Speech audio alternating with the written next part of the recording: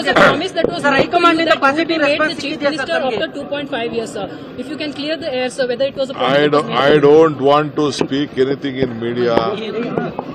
Whatever is there, we in the four walls, we will discuss party issues.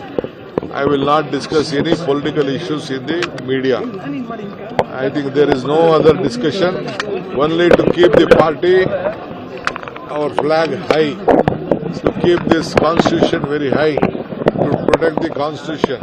But sir, the set of MLAs are upset because they are waiting to see you as the CM, sir. They say that the AICC communication. There is a huge group of MLAs are seeking that you should take the party. ಎಂಬ ಚರ್ಚೆ ಆಗ್ತಾ ಇದೆ sir ಈಗ CM ಬಣ DCM ಬಣ Meeting scheduled for next week, sir, to clear all the confusion because No. MLAs demanding. No confusion, no one should demand anything.